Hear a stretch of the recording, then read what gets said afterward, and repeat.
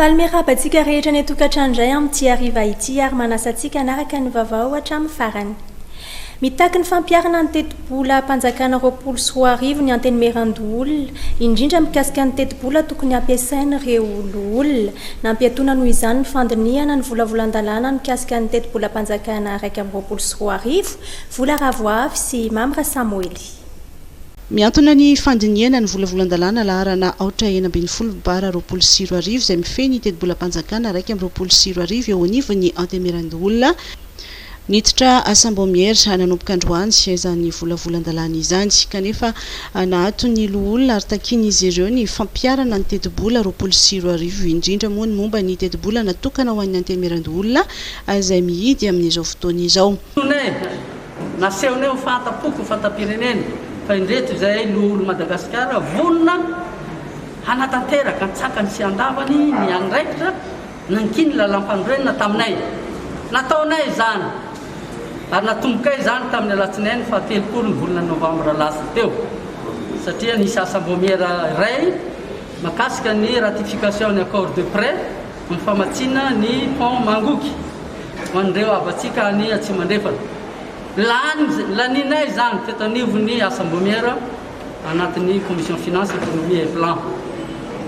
Tamin'ny fotoana io nanapaka izay hoe mba tsy fanomezantsiny le tompo mba vahao aingana nety manana mba hafanay mamonjy an'ity asa miandry anay ity. Tsy afeniko aminareo za zao dia tara androany tara adiny iray satria nandeha bus foloan'ny vomiera misana fitantanam-bola ato anivona antenymerandoolona nandeha bus tompoko tsisy carburant tsy afaka mihetsika ny fiara tara adiny iray nefa tokony natomboka tamin'ny siviny asambômiera efa tamin'ny folo vao natomboka. Rehefa natao moa le izy satria nanome ultimatum izay 48 heures tamin'ny latsinainy arivo izay nanome 27 ora ho an'andray matoa ministry ny toe-karena sy ny fitantanam-bola hamahany aingana ity teti-bola ny Sénat ity izay efa lany tamin'ny alàna loi de finance rectificative mba hafanay miasa tsaka sy andavana. Ny tolo-dalàna laharana 4 bara 20 bara PL manova sy mameno ary manafoana ny andininy sasantsasany ny ao amin'ny lalàna laharana 12 bara 420 natao ny 12 aogositra 12 makasika ny pôle anticorruption izay narosiny solombavam-bahoaka nampany andrefana Idéalson no nanaovana dinika fampiatina androany. Raha toka mbola eny anivon'ny antenymerandoolona amin'izao fotoana izao ny volavolan-dalàna ny feny teti-bola mpanjakana 20 dia manatotosa famelabelara-kevitra mikasika ny famolavolana izany teti-bola mpanjakana izany kosa ankehitriny ny ministry ny toe-karena sy ny vola. Androany dia tany amin'ny fakulté Andegmia tany Tomasina nanatotosaina izay famelabelara-kevitra izay. Tady-bavao Maresaka Miray. Zava-dehibe eo amin'ny fitantanana ny firenena ny fahalalana sy ny fifehezana ny famolavolana ny teti-bola mpanjakana ho an'ny ministeran'ny toe-karena sy ny vola dia mbola any ampianarana ireo tanora indrindra ireo mpianatra amin'ny ambaratonga ambony dia efa tokony hafetsary izany sehatra izany noho izany indrindra no nanatontsana famelabearan-kevitra tany amin'ny fakulté ny Degmia lalàna toe-karena fitantanana matematika sy informatika tany Tomasina androany. Nanipika ny mazava-dehibe izao famelabearan-kevitra izao ihany koa ny sojabe ny fakulté ny Degmia. Conférence izay makasika ny élaboration de loi de finance nanazavana ny hoe kasika an'ireo recette aveza ireo vola mpanjakana ary koa makasika ny dépense zany ampiasaina amin'inona izany vola mpanjakana izany. Ka dia mpianatra ato amin'ny fakulté ny Degmia avy eo amin'ny droit, avy eo amin'ny économie, ny amin'ny gestion ary mathématique informatique no nasaina ato androany. Ka ao anatin'ny fanatanterahana ny LMD moa zany dia sokatra ny fakulté miantso an'ireo partenaire rehetra zany makasika an'izay indrindra moa zany ministeran'ny économie sy finance izany. Ilay mpianatra ireo dia hitondra firenena izy ireo ary maro ny efa vokan'ny fakulté zany maire ny gouverneur ary misy sy ny ministre zany. Ka tsara mba hafantaran'izao ireo bebe kokoa makasika an'izay loi de finance izay. Tsy hijanona amin'izao izy fa dia mbola isany koa zany ny fanaovana tsony ny convention de partenariat zay arahana amin'ny ministère de l'économie et finance makasika fandraisana ilay mpianatra stagiaire ary ihany koa ny fanandraisana zany ilay mpianatra amin'ny fanomanana ny mémoire satria fantatsika nefa dia misy amin'ny licence professionnelle sy ny master professionnel makasika ny marché public ary misy ihany koa marché ny master recherche mikasika ny monnaie banque et finance nataony faculté amin'izay marina moa fa mbola eo am-pandiniana ny teti-bola mpanjakana raiky amin'ny 24 amin'izao fotoana izao ny antenimieran-doolona teti-bola izay efa nankatoavy ny antenimieram-pirenena. Anisany mandray anjara amin'ny fifidianana lolon'ny Madagasikara ny avy eo amin'ny antoko malagasy miara-miainga ka nanolorany izy ireo kandida ho an'Antananarivo sy Toamasina manana ny ambarany amin'ny fisotran'ny fampelezan-kevitra ihany koa moa Ihajo Randriananarivelo filoha nasionaly ary mpamorona ny MMM. Vola Ravoavy sy Mamra Samoely. Herinandro roa no lasa amin'ny fampelezan-kevitra amin'ny fifidianana ololon'ny Madagasikara. Fifidianana izay andraisan'ny malagasy miara-miainga anjara. Ity antoko ity izay nanolotra kandida olona amin'ny faritany roa dia eto Antananarivo sy any Toamasina. Ny filoha nasionaly ary mpanorona ny MMM Ihajo Randriananarivelo dia manana ny ambarany mikasika ny fizotry ny fampelezan-kevitra amin'ny fifidianana olona izay nisokatra nanomboka ny 7 ny volana Novambra 2020. Raha fahitana anazy aloha mandeha tsaka sendava ny fifidianana amin'izao fotoana izao efa maro ny fepetra ny raisin'ny senia mba hisiny mangarahara ao anatin'ny fifidianana sy ahafahan'ireo mpividy vaventy manao ny safidy ny ampahalalana ary mino fa samy anaja izay fepetra izay sy lalàna daholo satria izay no mahafisantsika ny demokrasia eto Madagasikara. Raha ny hita tato anatin'ny roa herinandro miasa mangina avokoa ireo kandida tsisy ny famirim-bahoaka ny tanterana asaika misafidiny midiny ny nivon'ny commune sy ny district ny kandida ary mandresy lahatra ireo mpividy lehibe izay ahitana ny ben'ny tanàna sy ny mpanolontsaina amin'ny tanàna. Manerana ny nosy dia misy 524 ny isan'ny mpividy lehibe voasoratra anarana amin'ny lisitry ny mpividy ary afaka mandray anjara amin'ny fifidianana senatera izay ho tontosaina ny faha 20 ny volana Desambra 2020. Nanambarany antoko politika gasmi na gasy mifankaty izay tarihan'Andriamatoa Zafivao Jean-Louis fa zava-dehibe tokoa ny fanajana ny rafitra ara-panjakana toy ny fahaleovantena ara-bolan'ny faritra. Araka ny fijeriny ity antoko ity moa dia antoko ny fampandrosoana sy fanalahidin'ny fametrahana ny fitsinjaram-pahefana tena izy ihany koa izany izay indrindra natonga ny antoko naneho ny sosokeviny fanampanzavana avy hatrany. Hoana amin'ny antoko politika gasy mbolo dia efa nikeny izay ombieny tamin'ny fifidianana filohan'ny repoblika iny fa tsisy filaminana eto raha tsy mipetraka ny autonomie administrative et financière des régions. Izany hoe samby mampiasa ny volany ny faritra tsirairay anafahan'ny angalan'ny olana. Izany hoe ny 50% ny vola miditra amin'ny faritra mijanona amin'ny faritra, ny 50% kosa ampiakarina ny fanjakana foibe. Amin'izay zany samby miaro ny fananany, samby mampivoatra ny faritrany. Io koa ne raha tsy misy ane io resaka décentralisation io tsy afaka manao an'le coopération décentralisée ny commune na ny région. Ny coopération décentralisée zany ohatran'ireny jumelage reny dia afaka manao an'io daholo ny commune rehetra eto Madagasikara mitady ville jumelé aminanjy commune avy any ivelany rehefa vita io resaka décentralisation administrative et financière io. Ka mangataka amin'ny fitonam-panjakana zany izay amin'ny antoko politika gasy mba hanao an'io transfert de compétence na ny famindrana ny tandrifim-pahefana amin'ny vondrom-bahoaka tsinjaram-pahefana manerana ny Madagasikara. Izay ihany no vahaolana mampivoatra ny Madagasikara sady mampilamina ara-politika. Ampy zay ny fizalian'ny malagasy zay.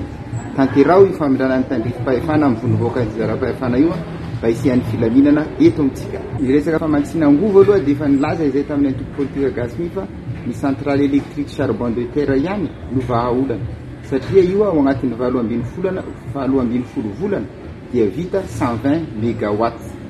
Io zany azo apetraka amin'izay toerana rehetra metrahana anazy. Za dia milaza amintsika malagasy fa raha tsy misy herinaratra matanjaka sady mora eto tsisy industrie ho tonga.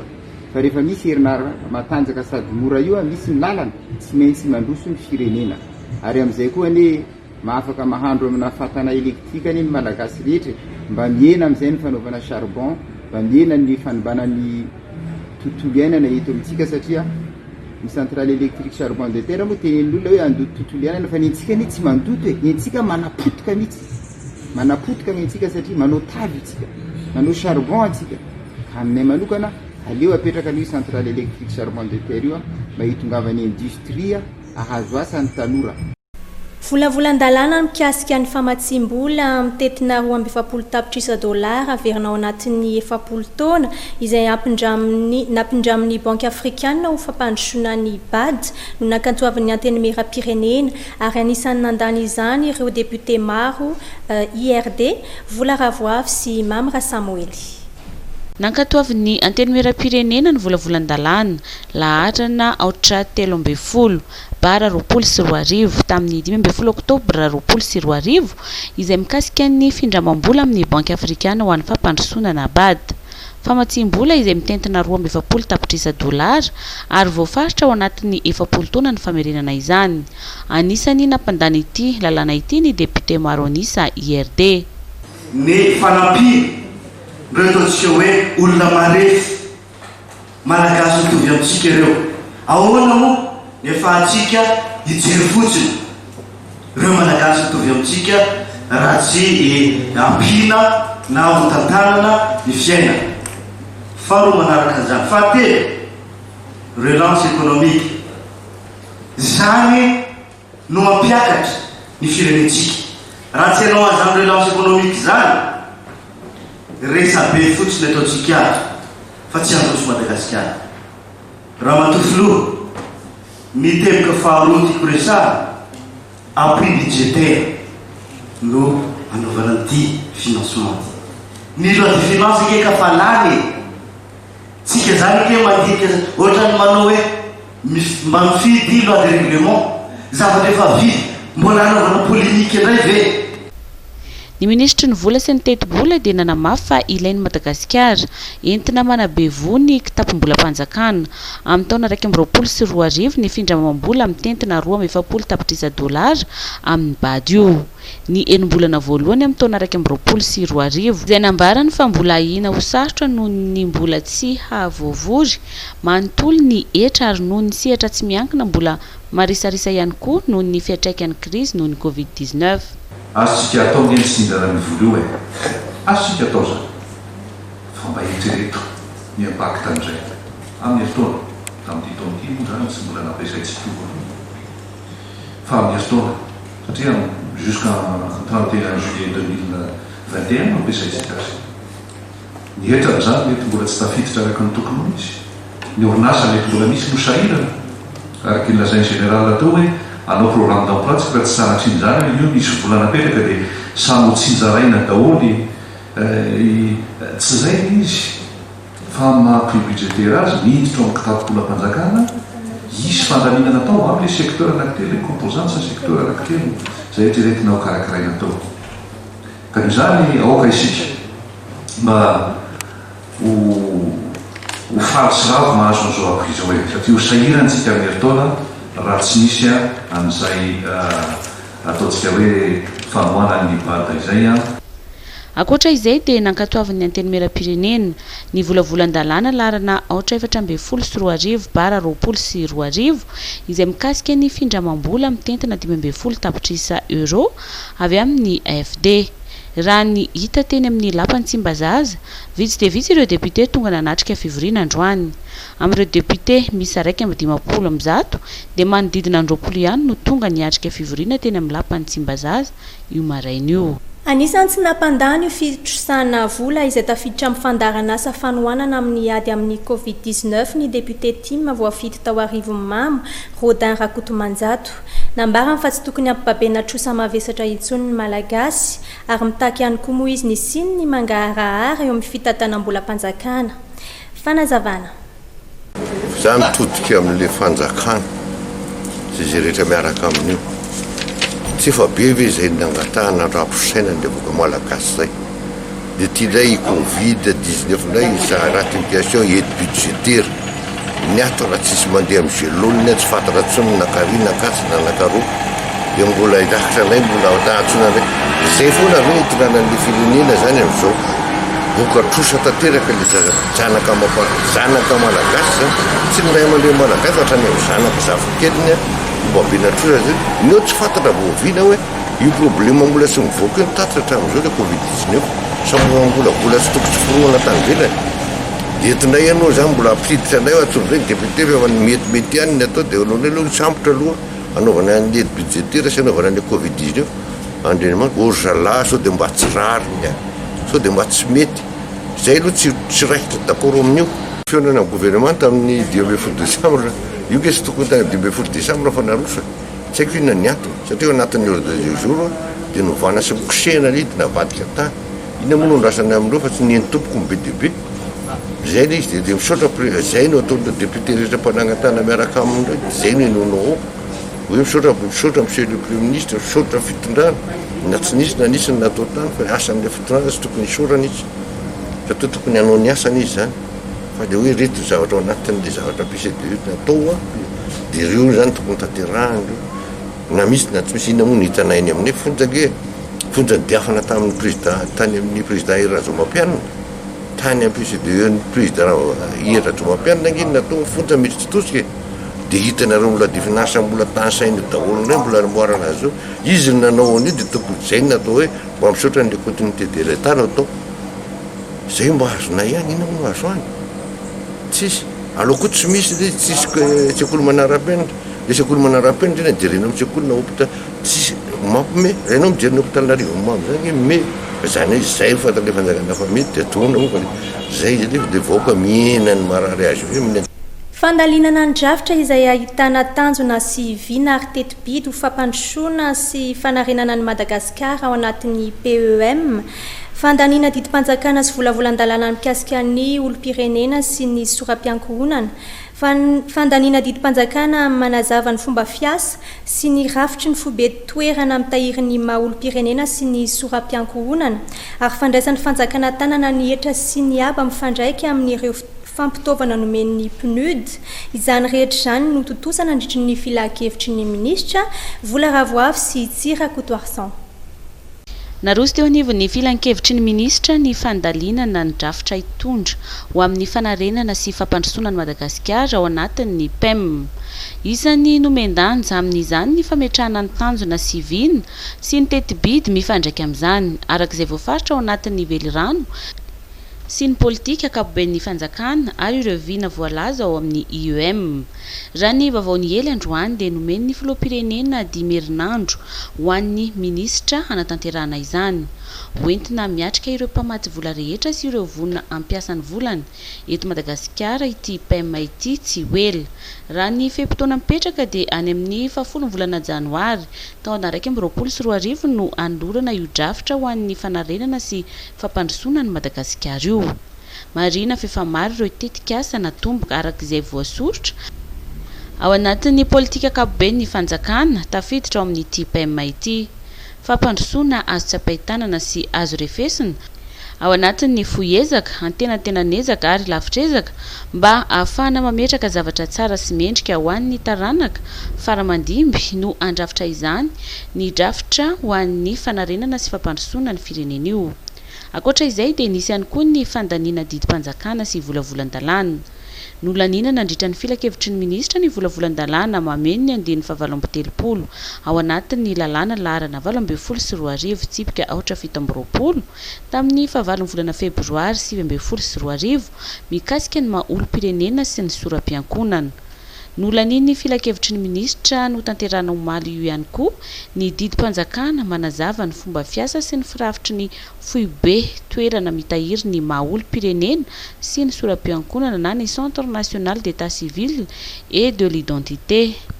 Nankatoavin'ny filan-kevitry ministra ny fandraisan'ny fanjakana tanana ny etra sy ny aba mifandraika amin'ireo fampitaovana nomen'ny PNUD ho an'ny rafi-pitsarana isan-tsokajiny eto Madagasikara izay ahitana solosaina sy ireo kojakoja rehetra amin'izany.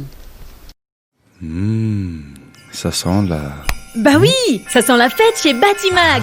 Fêtez Noël avec Batimax tout le mois de décembre. Achetez au comptant et bénéficiez des remises de 5 à 70%. Soyez les 50 chanceux et repartez avec des cadeaux pour tout achat supérieur à 300 000 ariards. Rendez-vous sur notre page Facebook pour le tirage des gagnants le 24 décembre à 11h. Et surprise du Père Noël pour vos enfants au magasin. Soutenons ensemble les orphelins de l'association ACAM par une collecte de jouets et vêtements. Batimax, la qualité au meilleur prix. Fa ataoko ahoana no fijery loza anjo ny fireneko ampampiona fiangonana apokalipsy eto amin'ny regionalin'Antananarivo anasananao kristianina rehetra ny mpitondra fanjakana rehetra ny vahoaka malagasy rehetra tsy akanavaka etsy mikanja ny demokrasia ambojatovo amin'ny sabotsy 5 desambra ho avy izao amin'ny 7 ora maraina mandraparivony andro iarahana amin'ny pasteur Mayol hitondrany 4 lehibe sy maika mba hiarovana sy anao amin'ny loza ho avy manaraka eo tsy hivazivazy zany amin'ny sabotsy ny fotoana eny mikanja ny demokrasia ambojatovo.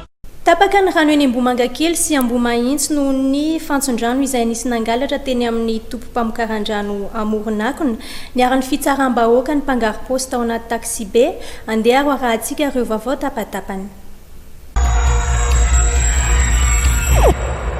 Fantson-drano mirefiry 12 metatra nisy nangalatra teny amin'ny tompo-pamokaran-drano amoronakona ary 9 metatra no simba nandritra ny fangalarana.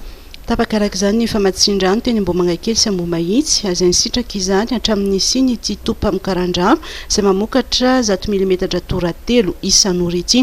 Voanandreny zavantranga ny Jiramamo dia nandray andraikitra amin'ny fanoloanan'ny very.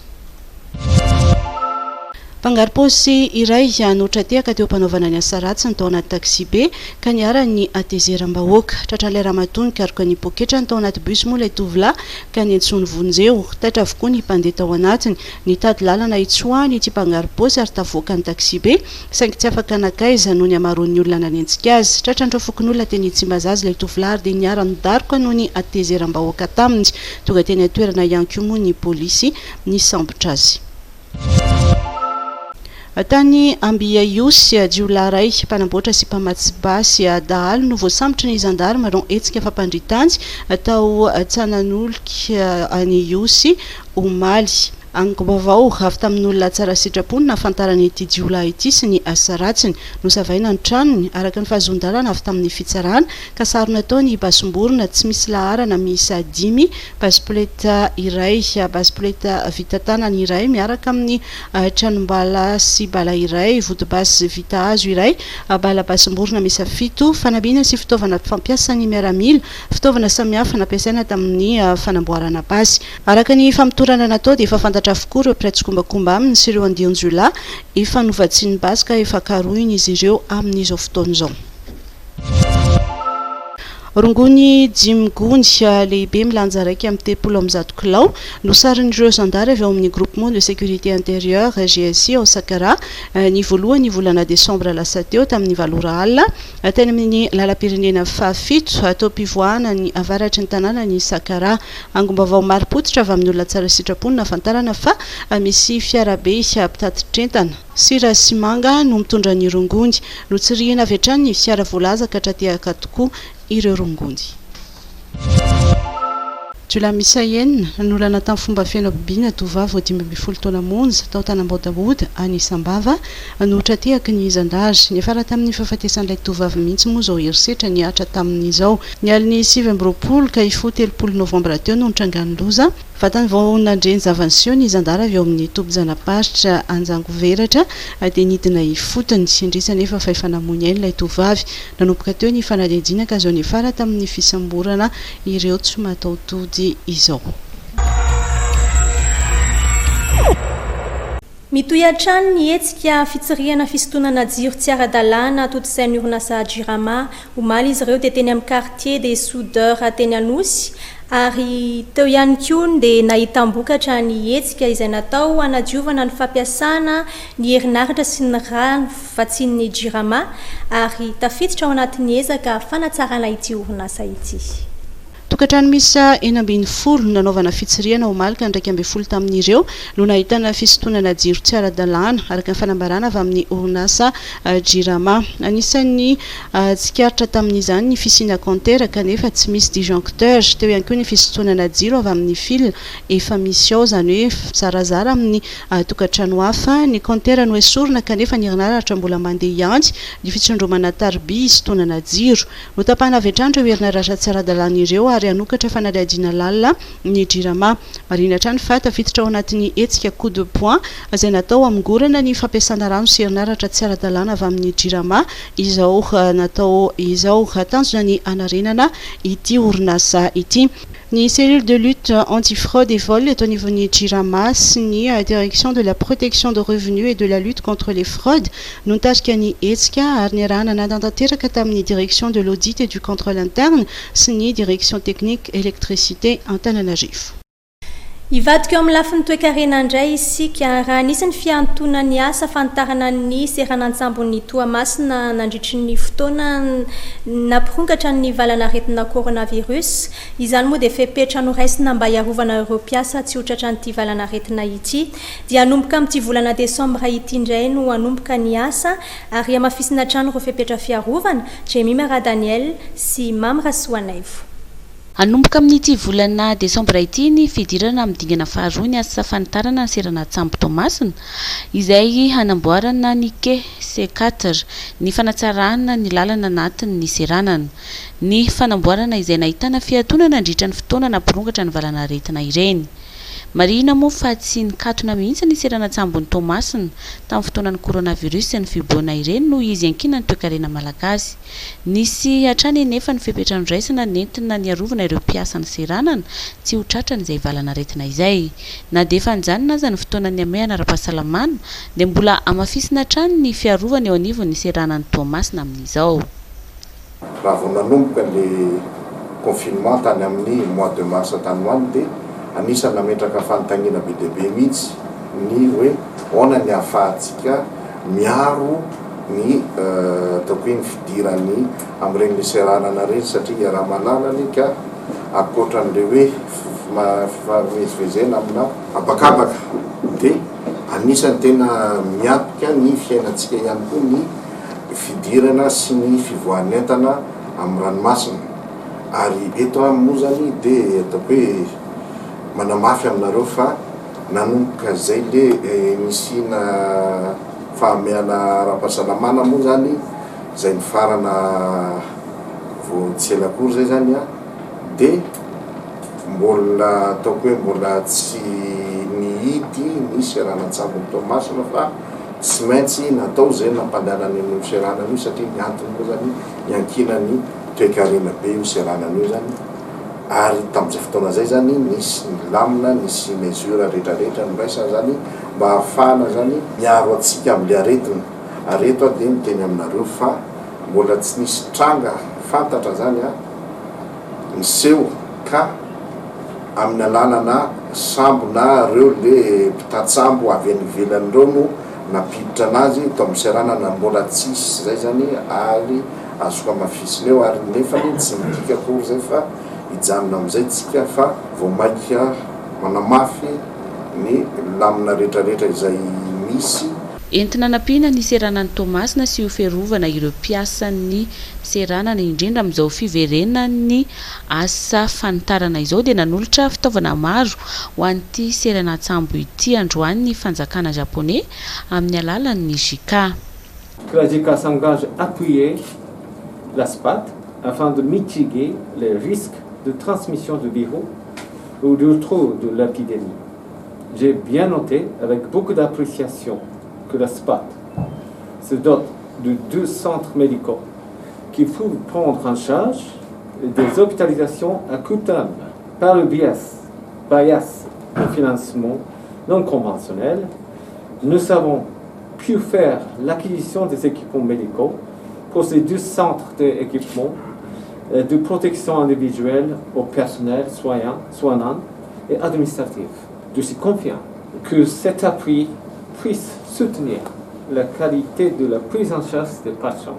ahitana combinaison misy 400 ary vavaorona FFP2 misy 500, sur blouse médicale misy 503, gants misy Royal, masque chirurgical misy 507, visière misy 500, gel hydroalcoolique misy 500, misy ihany koa ireo fitaovana aramédical nahitana concentrateur d'oxygène misy 4, oxymètre misy 20, nanospray misy 12, thermomètre infrarouge misy 12, pulvérisateur misy 12 ary produit désinfectant 10 kilao.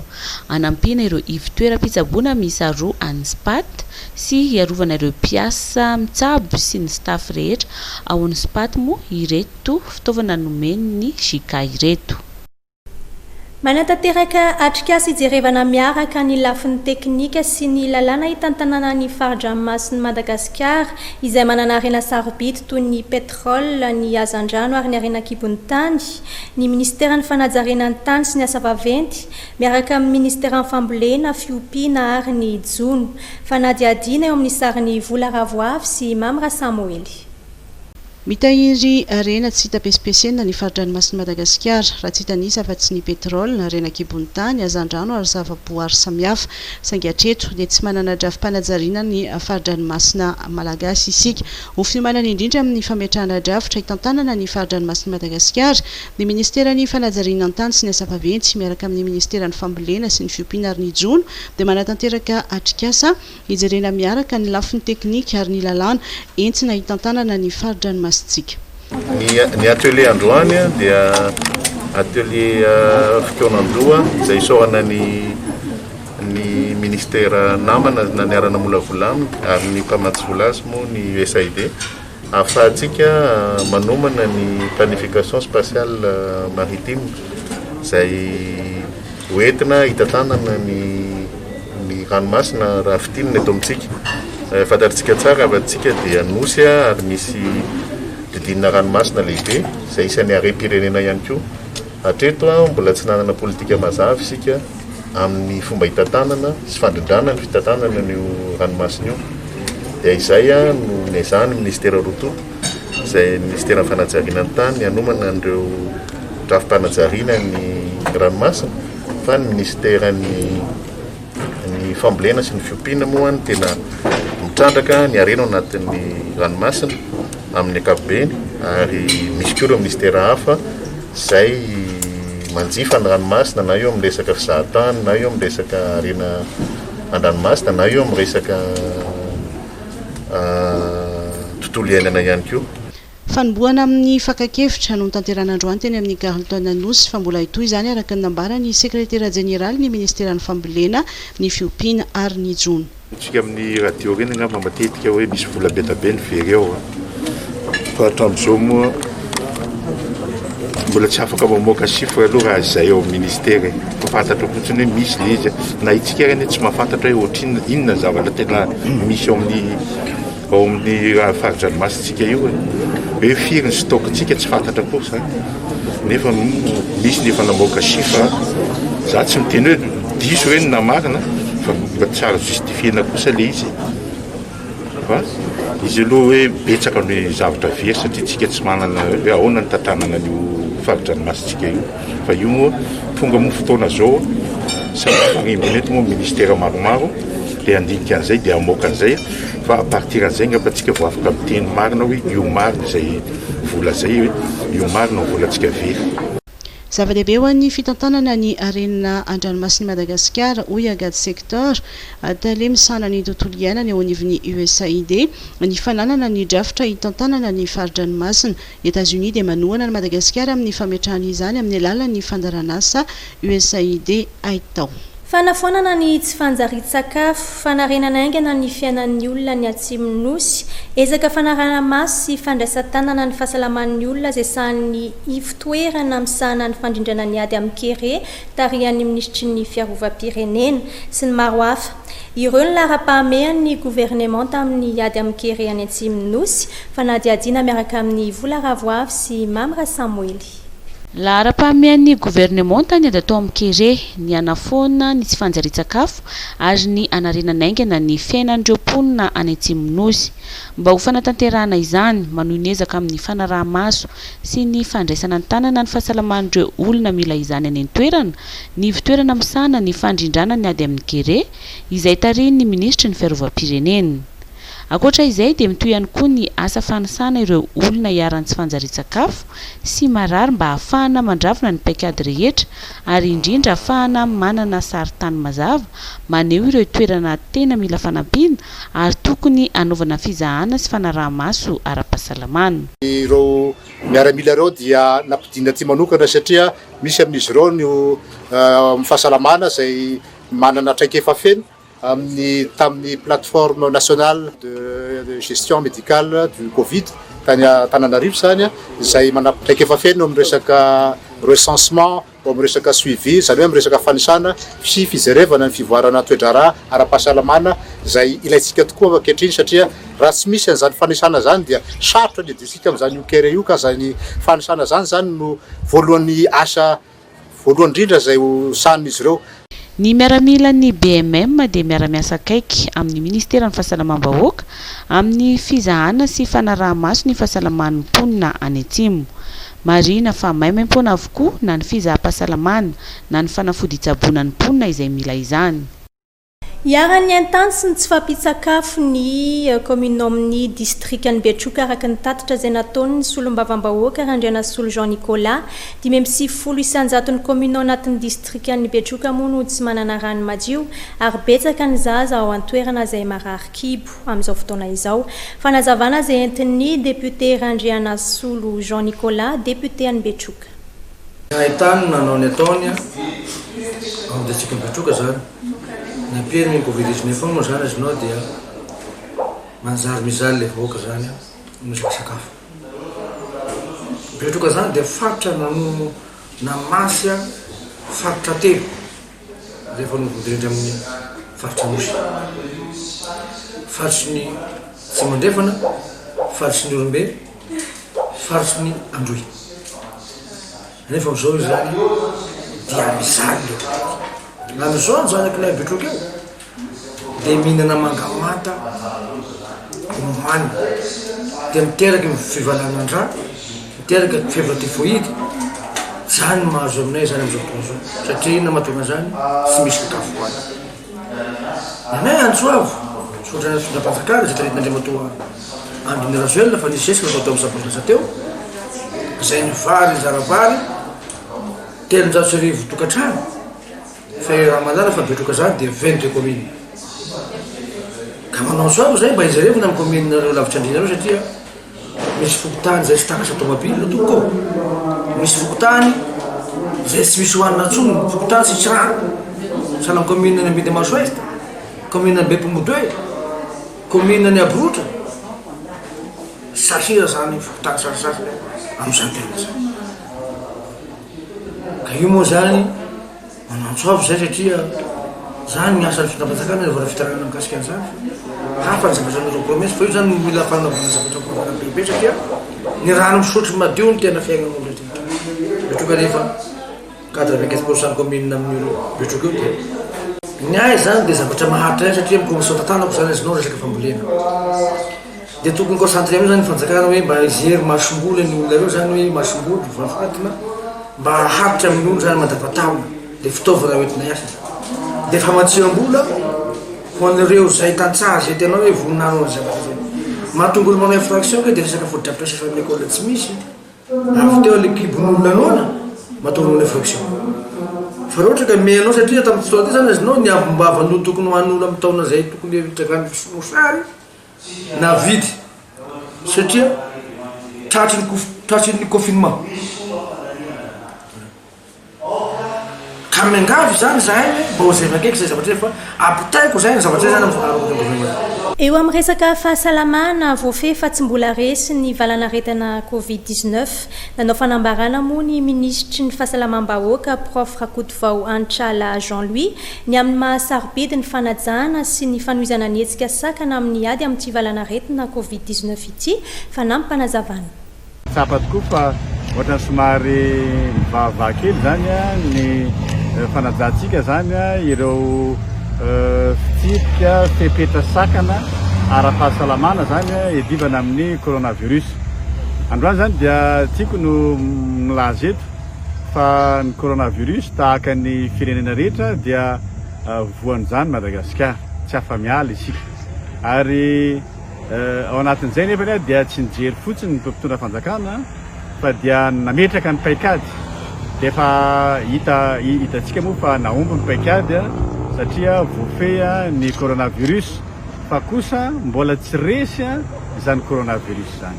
Ka io zany no iantsonantsika rehetra zany, atsika rehetra mihitsy zay ataoko fa tiantsika zany hoe iaina ao anatin'ny fahasalamana izany.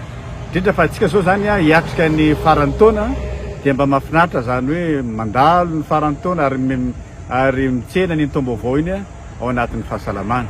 Noho izany zany dia tiako no milaza amintsika eto zany fa ny ministera fahasalamam-bahoaka dia tena miezaka mihitsy mandefa azo lazaina hoe ekipa eto sy eroa amin'ireny toerana izay tsy nahitana coronavirus nefa dia misy indray.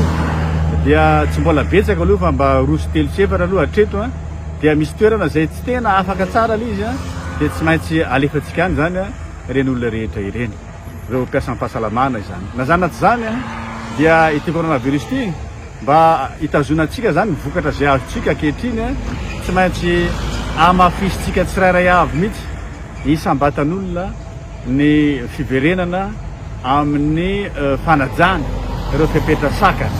Inona moa ireo fepetra sakana ireo dia mazava ho azy dia eo ilay fitondrana arovava-orona, eo ilay fanajana ilay elanelana 2 metatra foana, ary eo koa ny fanasana matevika amin'ny tanana amin'ny savony, eo koa ny fampiasana ny gel désinfectant, ary ny fanajana zany ireo fepetra rehetra isaka ny faritra satria isaka ny faritra dia manana le CRCO zany dia mba hajaitsika izy ireny ary ampiaritsika. Ary eto dia entaniko manokana zany tompona andraikitra maro samihafa na olom-boafidy na olom-boatendry mba andray antanana amin'ireny fampiarana amin'ireny fanapahan-kevitra izay raisitsika ireny.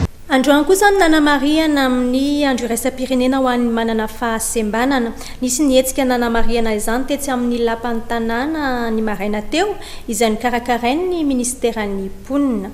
Fanadiadiana izay arahantsika amin'ny Jemima Daniel sy Mamra Soanaivo. Mbola tsy voahaja araka ny tokony ho izy ny zo ny olona manana fahasembanana eto Madagasikara. Mbola zo 4 ao anatin'ny zo misy 20 voarakitra ao anatin'ny fifanarahana iraisam-pirenena ihany hatreto no voarakitra ao anatin'ny lalàna misy eto amintsika dia ny zo azo fanabeazana, fahasalamana, fiofanana sy asa ary ny zo ara-tsosialy. Araka izany dia tsy mbola misitraka ny zo ny tanteraka araka ireo olona manana fahasembanana. Tsy tokony hoenta mavesatra ho an'ny fianakaviana sy ny fiarahamonina ihany koa ireo olona manana fahasembanana raha toa ka voahaja ny zon'izy ireo. Nisy moa androany ny hetsika fanamariana ny andro iraisam-pirenena ho an'ny olona manana fahasembanana.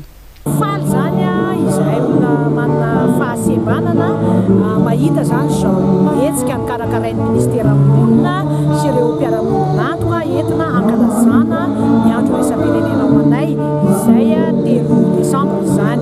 Nafinaritra ny zavatra antsio satria dia afaka naneho ny talentany sy ireo zavatra hainy ny olona manana fahasembanana ary izay mihitsy zavatra tadiavinay hoe tsy enta mavesatra mihitsy olona manana fahasembanana eo amin'ny fiarahamonina raha ohatra zany ka misy tohana avy amin'ireo mpiarabelona aminay ka dia nafinaritra ny hetsika izay natao teto amin'ny lapan'ny tanàna androany afa-tokoa izay manana fahasembanana fa afaka naneho hevitra, afaka naneho talenta, afaka naneho ireo zavatra. Tetsy amin'ny parviny ny lapan'ny tanàna Analakely no nanamariana ity hetsika amin'ny fankalazana ny zon'ny olona manana fahasembanana ity izay nokarakarainy ny ministeran'ny mponina.